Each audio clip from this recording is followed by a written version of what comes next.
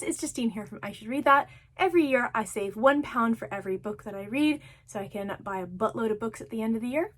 These are the books that I bought for 2022.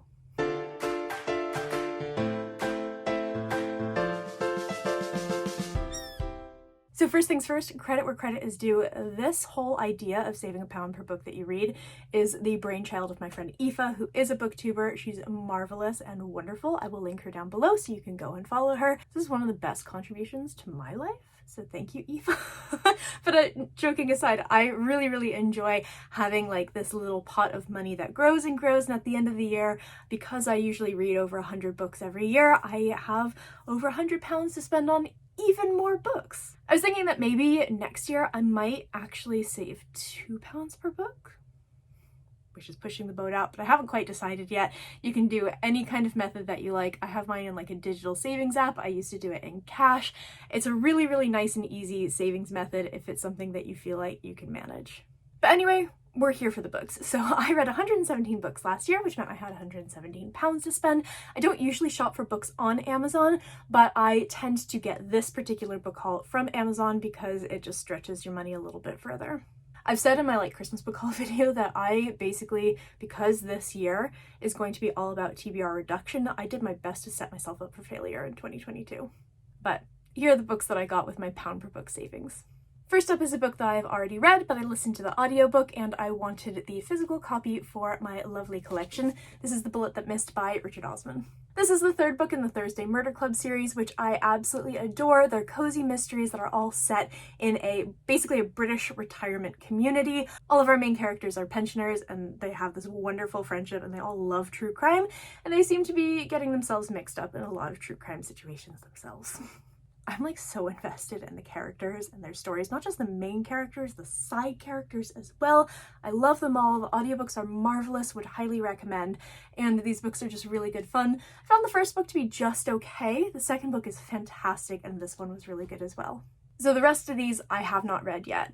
The next one is one that I've had my eye on for a long time because it wasn't published in the UK. I was thinking about getting it while I was in the States because I was in the States a couple of times last year, but I ended up deciding to keep it for this book haul at the end of the year.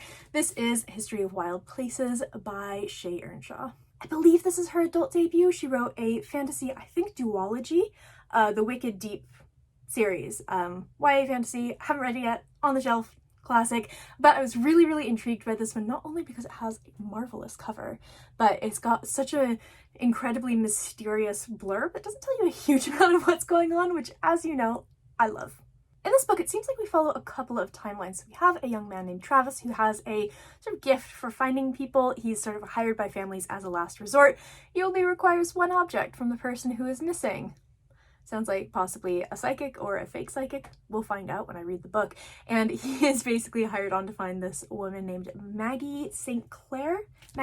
James. She is the author of these kind of macabre children's books, and she disappeared. He goes on her trail. He sort of stumbles upon this community, a very insular community called Pastoral, and he ends up disappearing as well. So later on, we follow a character named Theo who finds Travis's car and sort of picks up the trail of where this man went and the person that he was looking for. Lots of secrets, lots of lies, lots of, creepy insular communities. It sounds really good. This sounds like exactly my kind of thing. Then I have a YA fantasy book. I read this author's debut and loved it. It was a pandemic read for me, and it was just it was exactly what I needed. So I was very excited to hear that she had a second book coming out. This is Strike the Zither by Joan He. This is a YA book that reimagines Chinese literature, and we follow sort of a land that has a puppet empress and 3 warlordesses, female warlords, I assume, who are sort of vying for power. We follow a young girl named Zither who was orphaned at a young age and kind of became this incredible strategist, and she is allied with one of these warlordesses, I really struggle to say that word, who is sort of aligned with the empress. She's still sort of loyal to the empress. Zither is ordered to infiltrate a rival camp and she has to survive. Apparently this book is super action-packed. It has found family, rivals, and it sort of talks about identity. It sounds really fun. Very much looking forward to this one. Next up is a book that I desperately tried to find last time I was in the States and was unable to, so I saved it for this particular haul. I read a novella by this author and I found out that she was coming out with a new full-length novel and I got very excited. This is The Book of Most Precious Substance by Sarah Graham. So I read Come Closer by her. It's a novella. It is a demonic possession story told in first person. It was recommended to me by Rachel from Shades of Orange, who's an amazing horror booktuber, and I loved that book so much. So I got very excited when I found out about this one, because not only do I already know that I enjoy the author's books, this sounds like it was like tailor-made for me. We follow a woman named Lily Albrecht, who is a rare book dealer, and she gets a tip-off about a copy of The Book of Most Precious Substance, which is a 17th century book, which is rumored to be like one of the rarest and most powerful occult books out there, if it even exists. One of the wealthiest people in the world is willing to pay Lily to track it down, and she starts a kind of globe-trotting search for this book. It's not just about the money for her. She's hoping that she will be able to wipe out some kind of tragic event from her past. This sounds so good. Books about occult books, rare book dealers. Oh, I'm gonna love this. We've got a little cat visitor here. My next book is a book that has been translated from Japanese. It's a crime novel. It looks absolutely incredible. This is Fish Swimming in Dappled Sunlight by Riku Onda. I won't lie, I was immediately drawn to the cover and the title of this book without even knowing what it was about, because just everything about it is so incredibly cool. This book takes place over the course of one night in Tokyo. We have a couple who are basically spending one last night together in their shared flat before they part ways. And previously in the day, they went on a mountain trek and their guide was killed, and each of them believes that the other is the murderer and is determined to extract a confession from the other before the night is out. Apparently this is a super twisty psychological thriller. It sounds so incredibly good. I have heard no one talk about this book, no one mention this book, and I'm very excited about that, because it means that I can go in completely fresh, which doesn't happen a lot for me these days. Next is another one that has come highly recommended by many people, but I'm not entirely sure where this sits within genre. Is it like maybe post-apocalyptic? Is it maybe horror? I'm not entirely sure, but I've heard such good things about it. It's been on my list for ages. This is Moon of the Crusted Snow by Wabashig Rice.